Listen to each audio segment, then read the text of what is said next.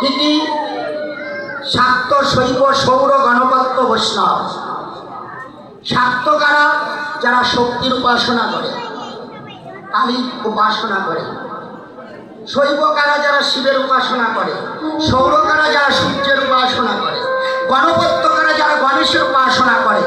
আর বৈষ্ণব কারা? যারা গৌরী ভজন সিদ্ধান্ত অনুসারে রাধা গোবিন্দের যুগল ভজন করে।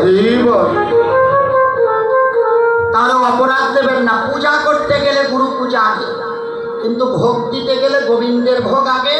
গোবিন্দের প্রসাদ গুরু পাবে, গুরুর প্রসাদ ভক্ত পাবে। রাধে রাধে। তাহলে মহাপ্রভু আজকে জগৎকে শিক্ষা দিতে এলেন। আপনি আচরি ধর্ম জীবের শিখায়, নিজে না কইলে ধর্ম শিখানো না যায়। তবে কলিযুগের বিধান কি জানেন? নরোত্তম ঠাকুর তো প্রেম ভক্তির মহাজন। তিনি বলেছেন, অসৎসঙ্গ সদা ত্যাগ, ছাড়ি অন্য গীতরা, তাই মনে করিবে ভজন। কি ভজন করবে কলিযুগে? সাধু সঙ্গ আর কৃষ্ণ সেবা। না পুজিতে হবে দেবী দেবা, এই ভক্তি কলিজীবের একমাত্র ভজন। প্রমাণ কি? আমার পরমগুরুদেব ডক্টর মহানামব্রত ব্রহ্মচারী তিনি বললেন, একই বাড়িতে এক পিতার 5 জন সন্তান। আপনি নিমন্ত্রণ পত্রে গিয়ে 5 জন পুত্রকে 5খানা চিঠি দিলেন, বাবাকে দিলেন না। নিমন্ত্রণ হলো, সেখানে কি পিতায় আসতে পারবেন আর পুত্রই কি পারবেন? 5খান চিঠি দেওয়ার কি প্রয়োজন ছিল? একটা চিঠি যথেষ্ট ছিল। 5 জন পুত্রকে 5খানা নিমন্ত্রণ পত্র না দিয়ে যদি পিতাকে একটা পত্র দেওয়া হতো, পুত্রের নিমন্ত্রণ আপনি হয়ে যেত।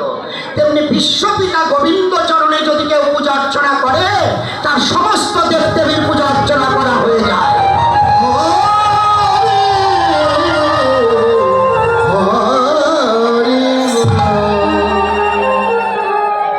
তাই মহাপ্রভু আজকে সুরধনী গঙ্গার কোলে, আর একটা কথা বলি, এগুলো আমাদের জানা প্রয়োজন। লীলা তো স্মরণ করবো, আমরা প্রণাম করি, সব জায়গা প্রণামটা একইভাবে করি। আচ্ছা বলুন তো, গুরুকে প্রণাম করতে হয় কোথায় রেখে? কোথায়? সামনে। কিভাবে? এইভাবে। মনে হচ্ছে আপনি বলি দেখাচ্ছেন। গুরুকে প্রণাম করবারও বিধান আছে। গুরু যদি দাঁড়িয়ে থাকে তখন প্রণামটা হবে। কেন? যদি সোজা হাত দেন, বাম চরণে ডান হাত, ডান চরণে বাম হাত চলে যাবে। বসে থাকলে এইভাবে দিতে হয়, দাঁড়িয়ে থাকলে প্রণাম করতে হয়। তাহলে গুরুকে প্রণাম করতে হয় সামনে রেখে। দেবদেবীকে প্রণাম করতে হয় কোন দিকে? বামে, হাতের ডাইনে। আর ভগবানকে প্রণাম করতে হয় হাতের বামে। কেন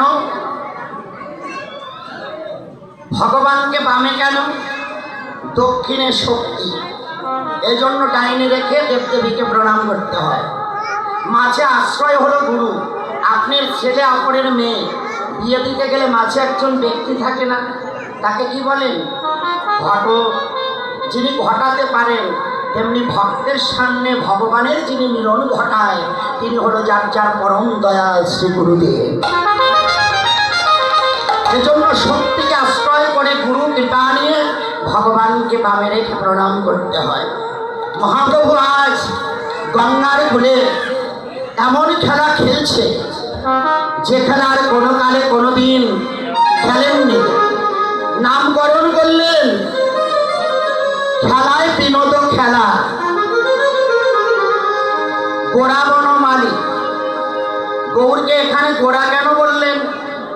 গৌরাঙ্গ মহাপ্রভু শ্রীকৃষ্ণ চৈতন্য গৌর হরি, গৌরাঙ্গ না বলে গোড়া কেন বললেন? রাধা কৃষ্ণ দুই দেহ, একে দেহ ধরি, নদীয়ায় অবতীর্ণ শিব হরি, প্রেমানন্দ বাহু তুলে বলে হরি হরি।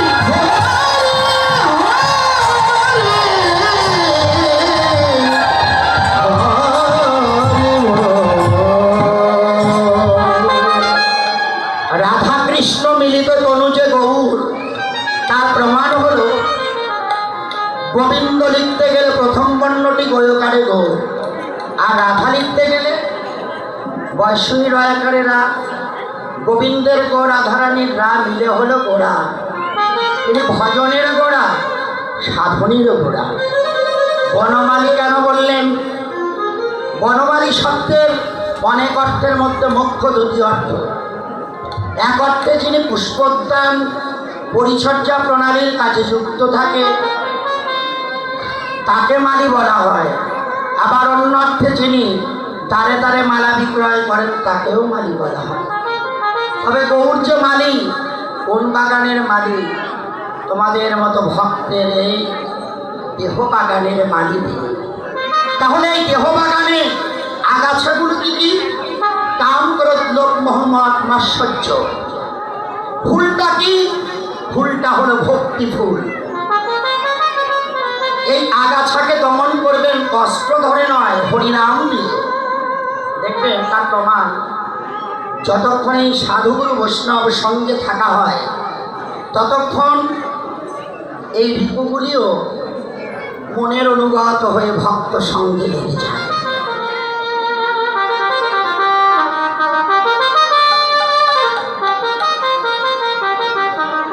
গৌরকে বললেন গোড়া বনমালী। তারপর বললেন আচ্ছা, বনমালীর কাজ ফুলগুলো যাতে সুন্দরভাবে প্রস্ফুটিত হয়। ফুল বিকশিত বা প্রস্ফুটিত হতে হলে সেখানে কয়েকটি উপকরণের প্রয়োজন।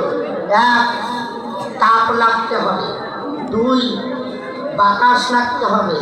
তিন, জল দিতে হবে। চার, বৃক্ষমূলে কিছু সার দিতে হবে। এগুলি পাবেন কোথায়? ভাঙার হাট বাজারে? না না, ভাঙার হাটেই পাবেন আজকের এই সাধুর বাজারে। কিনবেন কি দিয়ে? ভাগবত বললেন লল্লম বিমল্লমে কলম, লালসা প্রেম ভক্তি দিয়ে কিনতে হবে। এই সাধুর বাজারে আছে। তাহলে তাপটা কি? তাপ হলো কৃষ্ণ ভজনের তাপ দাও। বাতাস, সাধু অঙ্গের বাতাস লাগাও।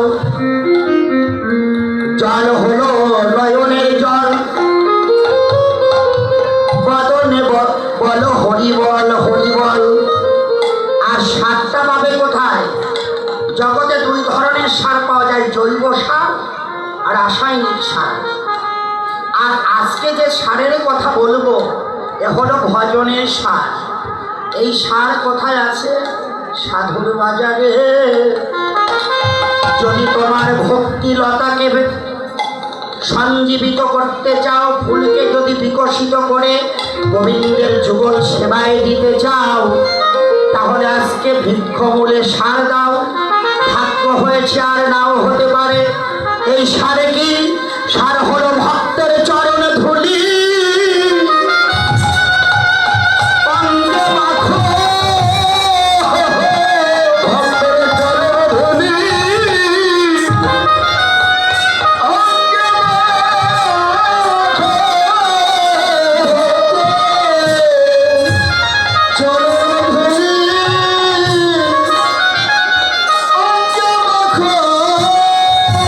বদনে হা কৃষ্ণ বলে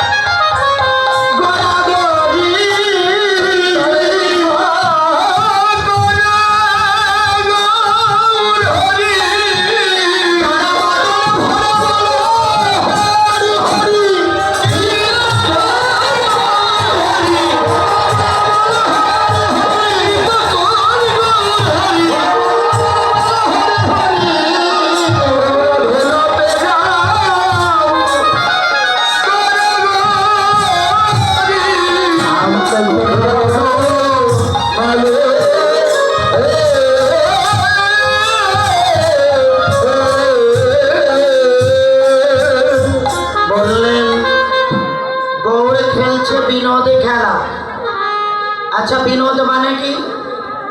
বিনোদ শব্দের অর্থ নতুন, অভিনব। আবার বিনোদ মানে আনন্দময়। যে খেলা খেললে আনন্দ হয় সেই খেলাটাই হলো হরিনামের খেলা। আজকে ভাঙারহাট সার্বজনীন কেন্দ্রীয় মন্দিরের দীনভক্তবৃন্দ বহু সাধনার প্রতীক্ষার প্রতিফল এই নিত্য নববৃন্দাবন নবসাজে সজ্জিত হয়েছে। আজকে যারা এখানে সঙ্গ পেয়েছেন আত্মভাগ্যে নাও হতে পারে। তো দেখুন, এই কমিটির দীনভক্তদের প্রাণ ভরে আশীর্বাদ করবেন যেন এই নিত্য বৃন্দাবন আপনাদের কৃপা ভিক্ষা নিয়ে প্রতি বছর রচনা করতে পারেন। তৎসঙ্গে নিবেদন, এই ভাঙারহাট দীর্ঘদিন কীর্তনে এসে যার গৃহে আমি আশ্রয় গ্রহণ করি, আমার শ্রদ্ধেয় দাদা চেয়ারম্যান খোকনবাবু, তার সহধর্মিনী আমাদের অনেক ভালোবেসে তাদের গৃহে রাখেন। মনে হয় ওই গৃহটাই যেন বৃন্দাবন।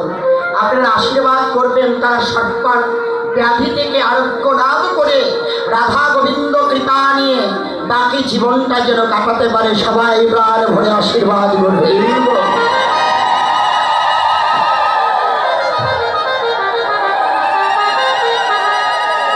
এই যে নাম, যে নামের খেলা মহাপ্রভু খেলছেন, আজকে খেলার আয়োজন করেছেন এই কমিটির ভক্তগণ। এখানে ভক্তগণকে নিয়ে মহাপ্রভু খেলছেন। জগতেও অনেক খেলা আছে, কিন্তু এই নামের খেলা, এ খেলায় যে একবার খেলতে আসে সে আর মায়ার ঘরে ফিরে যেতে পারে না। কৃষ্ণ নাম তো, আমি ছোট মানুষ, কিন্তু এই কীর্তন জগতে 1995 সালে পদার্পণ করেছি। আজ 30 বছর পেরিয়ে 31 বছর চলছে। আসরে দাঁড়িয়ে বাংলার বিভিন্ন প্রান্তে কীর্তন করি। এই যে আজকে এখানে কীর্তন করে চলে যাব, আগামীকাল রাজবাড়ী জেলার গোয়ালন্দ উপজেলায় কীর্তন, গোয়ালন্দ একবারে সদরে। তো দেখুন, দেখি ভক্তগণ কৃষ্ণ মায়েরা এপাশে এত কথা কেন? রাধে রাধে, দয়া করে কথা বলবেন না। এই কৃষ্ণ নামে কতজন ভেসে যায়, কতজন আত্মহারা হয়, কিন্তু ওই আমার তো হলো না। চৈতন্য চরিতামৃত গ্রন্থ বললেন যে কৃষ্ণ নামে পাষাণ গলে যায়, যে কৃষ্ণ নামে পতিত উদ্ধার হয়, সেই নাম শ্রবণ করে যদি হৃদয়ে না কাঁদে, নয়নে না হয় যদি প্রেম অশ্রুপাত, জানিবে তার দেহে আছে কোটি কোটি জন্মের মহাপুরাণ। তার প্রমাণ নামের কত শক্তি। নামাচার্য ভক্ত হরিদাস, যিনি পূর্বজন্মে ছিলেন ব্রহ্মা, গোবিন্দকে গিয়েছিলেন পরীক্ষা করতে কৃষ্ণ ভগবান কিনা। নবলক্ষ ধেনু রাখালদের হরণ করে পাহাড়ের গহরে লুকিয়ে রেখেছিলেন। ভগবান বললেন, ব্রহ্মা তুমি আমায় পরীক্ষা করে এসেছ, আমি ভগবান কি? তখন ভগবান তার নিজ ইচ্ছা শক্তিতে রাখাল সৃষ্টি করে ধেনুবর্ষ নিয়ে ঘরে গেলেন, কিন্তু ব্রহ্মাকে অভিশাপ দিলেন। ব্রহ্মা, তুমি যে কাজ করেছ আমি তোমায় অভিশাপ দিলাম, তোমার যমনের ঘরে জন্ম হোক। ব্রহ্মা বলেছিলেন, প্রভু জন্ম আমার যে কুলেই হোক, আমি যেন বদনে কৃষ্ণ নাম ভুলে না যাই। সেই ব্রহ্মা এসে জন্ম নিলেন বাংলাদেশের খুলনা জেলার বরুণ গ্রামে। হবিউল্লাহ মিয়ার ঘরে নাম রাখলেন হারেস। গ্রামের পথে পথে নাম করে বলে চাঁদে কাজীর দরবারে গিয়ে সবাই নালিশ জানালেন, হারেস মুসলমানের ছেলে হরিনাম করে। ও তো পূর্বে যে সৃষ্টিকর্তা ব্রহ্মা ছিল। কাজী ডেকে বললেন, তোমার ধর্ম এটা নয়, তুমি কৃষ্ণ নাম করতে পারবে না, ছেড়ে দাও। কাজীকে বললেন, আমি তো নাম ছাড়তে চাই, কিন্তু নামে যে আমাকে ছাড়ে না। এই জগতে অনেক অনেক নেশা করে, নেশা কিন্তু একদিনে হয় না, একটু একটু করে নেশা করতে করতে নেশার প্রতি যখন আসক্তি জন্মে, তখন নেশা ছাড়তে চাইলেও নেশা যেমন তাকে ছাড়ে না, তেমনি গুরু কৃপা নিয়ে নিত্য হরিনাম করতে করতে নামের প্রতিও যদি কারো নেশা জন্মে, মৃত্যু আসলেও সে নাম ছাড়তে চাইলেও কৃষ্ণ নামে তার বদন ছাড়ে না।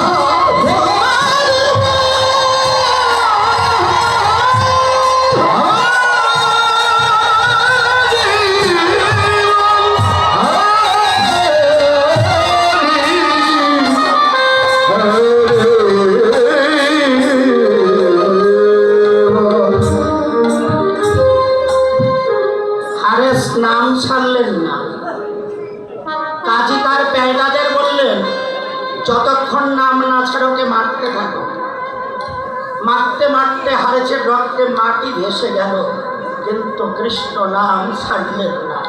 আর কাজী যাদেরকে মারতে বলেছে তাদের বলেছে, হারেসের প্রাণ না নিতে পারলে তোমাদের গর্দান হবে। তখন হারেস বললেন, আমার প্রাণ তো নিতে পারবে না, আমি নিজে সমাধিস্থ হই, তোমরা কাজীর দরবারে গিয়ে বলো হারেস মরে গেছে।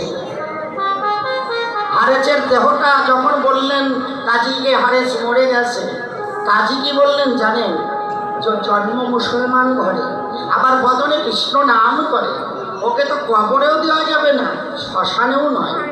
এক কাজ করো, ওর দেহটা গঙ্গার জলে ভাসিয়ে দাও।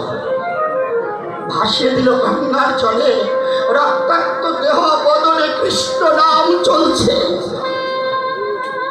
ভাসতে ভাসতে চলে গেল নবদ্বীপের শান্তিপুরে, যেখানে অত্যন্ত প্রভু পাবলা তলায় বসে তুলসী পত্রে কৃষ্ণ নাম লিখে দিয়ে বদন গোপাল এসো বলে ডাকছে।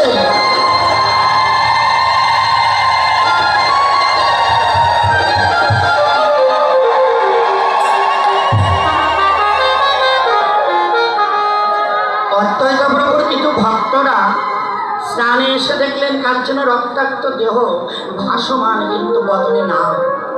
প্রভুকে অবহিত করলেন। অদ্বৈত প্রভু বললেন, ওকে তুলে নিয়ে আয়। তুলে যখন নিয়ে গেলেন, অদ্বৈত প্রভু বললেন, বাবা তোমার নাম কি? ক্ষীণস্বরে বললেন, আমার নাম হারেস। কি বললেন? তোমার নাম হারেস? তুমি মুসলমানের ছেলে, নাম করো।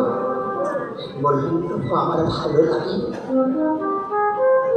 তখন অদ্বৈত প্রভু ওকে গঙ্গা স্নান করিয়ে, কণ্ঠে তুলসী মাল্য দিয়ে, কর্ণমূলে কৃষ্ণ নাম দীক্ষা দিয়ে বললেন, যার বদনে সদা হরিনাম, তার নাম হারেস নয়, আজ থেকে তোমার নাম ভক্ত হরিদাস।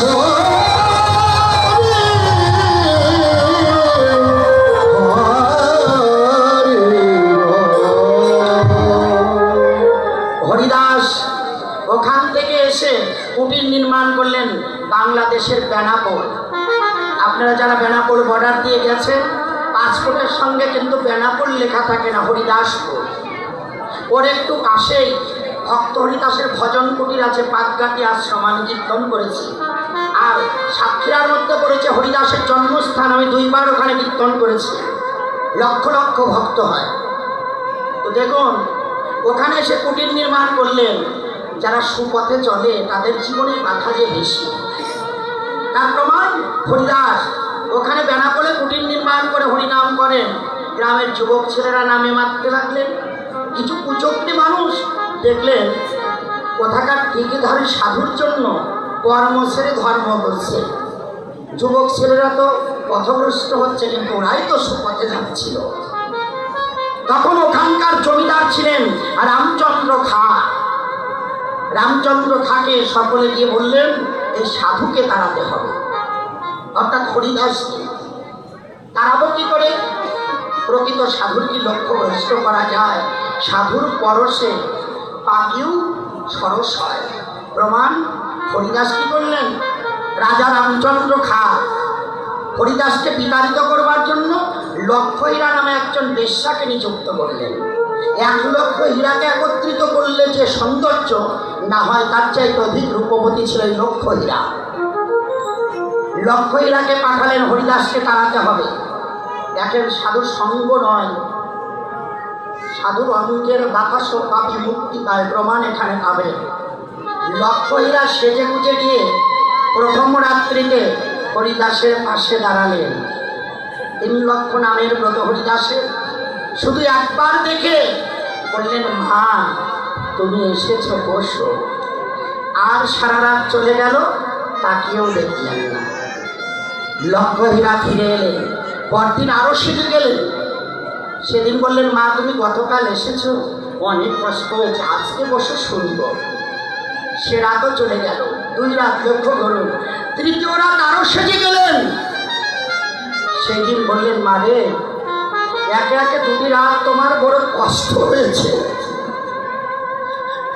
তুমি আজ বসো, আমি 3,00,000 নাম পূর্ণ হলে তোমার মনোবাঞ্ছা পূর্ণ করব। তাহলে সাধুর সঙ্গ কিন্তু 1,00,000 হীরা করেনি। 3 রাত মাত্র সাধুর পাশে বসেছে।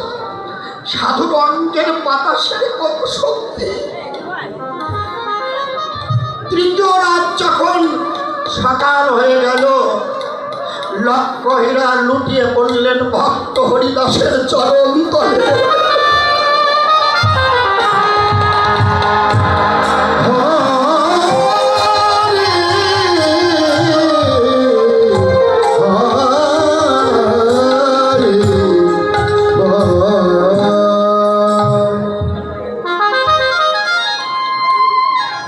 হরিদাসকে বললেন, বাবা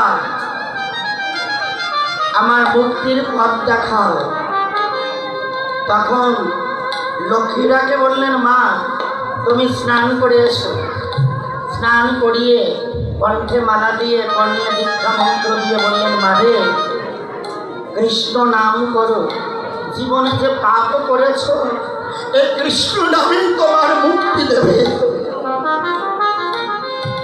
হরিদাস 1,00,000 হীরাকে উদ্ধার করে চলে গেলেন ভারতের মহাতীর্থ সমুদ্র তটে সিদ্ধ মুকুলতলা।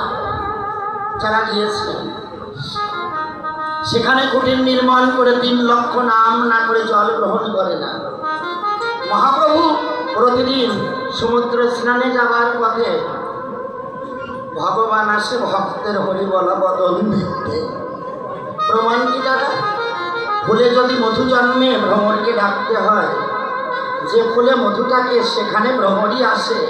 আর অন্তরে যদি প্রেম ভক্তি থাকে, ভগবানকে খুঁজতে হয় না, ভগবান সেই ভক্তের কাছে ছুটে আসে। প্রতিদিন মহাপ্রভু আসেন হরিদাসের কাছে। আর গোবিন্দ দাসকে দিয়ে প্রভু তার নিজের প্রসাদ পাঠিয়ে দেন। একদিন গোবিন্দ দাস প্রসাদ নিয়ে গেছে। হরিদাস বললেন, লইব না। কেন? 3,00,000 নামের সংখ্যা পূর্ণ হয়নি। গোবিন্দ দাস বললেন, প্রভুর প্রেরিত প্রসাদ উপেক্ষা করলেও যে অপরাধ হবে। 1 রঞ্চ প্রসাদ দিলেন মুখে। পরদিন মহাপ্রভু নিজে এসেছেন। নিজে এসে বললেন, হরিদাস, হরিদাস তুমি কেমন আছো?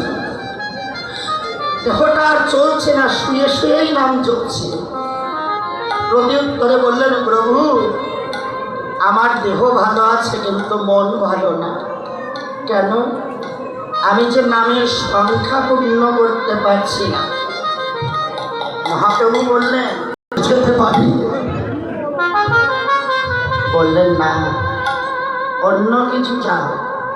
তখন হরিদাস বললেন, প্রভু হে, তোমার কাছে এই নিবেদন, যেদিন আমার এই দেহ থেকে প্রাণ পাখি চলে যাবে, প্রাণ যাবার কালে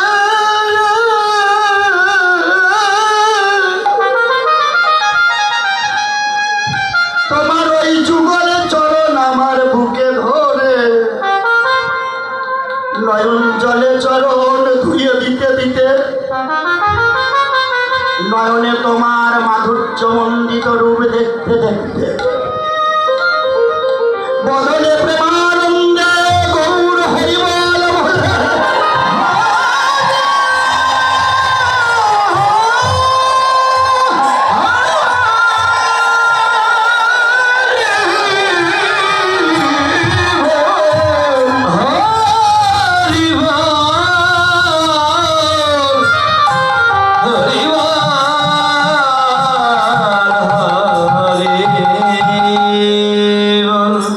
তোমার নাম নিতে নিতে যেন প্রাণ ত্যাগ করতে পারি। বললেন তোমার যা ইচ্ছা কৃষ্ণই তাহা পূর্ণ করবেন। তাই হলো। পরদিন মহাপ্রভু সমুদ্র স্নানে যাবার পথে হরিদাসকে ঘিরে ঘিরে কীর্তন করছে। চরণ যুগল হরিদাসের বক্ষের কাছে দিলেন, চরণ দুখানা বুকে চেপে ধরতেই হরিবল হরিবল বলতে বলতে হরিদাসের প্রাণ পাখি চলে গেল। বৈষ্ণবগণ, এই জগতে আমরা কিন্তু অনেকে ভাবি কি, দেখবেন জগতে কারো কন্যা সন্তান আছে, একটা পুত্র নাই। এই সমাজের কিছু কিছু মানুষ তাদেরকে বলে, আরে তোর যখন প্রাণান্ত হবে তোর শেষকৃত্য করবে কে, তোর তো কেউ নাই। জগতে দেখবেন কোনো ব্যক্তি নিঃসন্তান থাকে, তাকে বলে আরে তোর শেষ গতি কি হবে। মহাপ্রভু বললেন, এই জগতে যার কেউ নাই আমি তো তার বান্ধব আছি।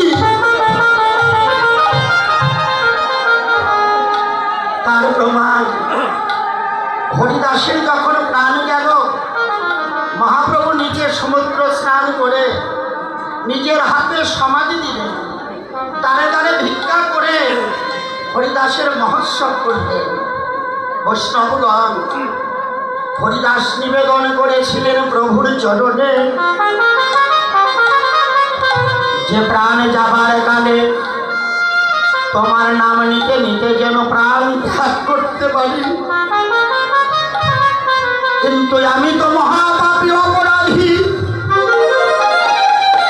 আমি গৌর চরণে নিবেদন জানাবো এমন ভজন নাই।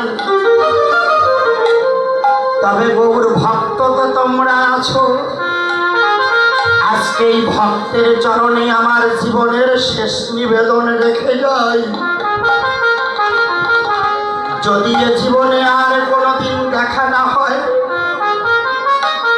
এই দেখাই যদি জীবনের শেষ দেখা হয়,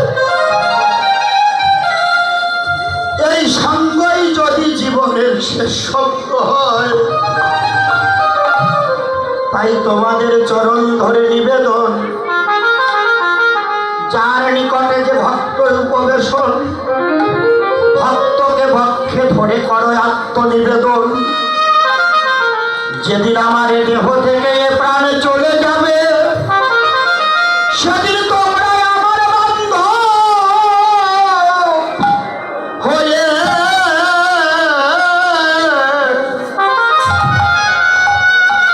কৃষ্ণ নাম শোনায়।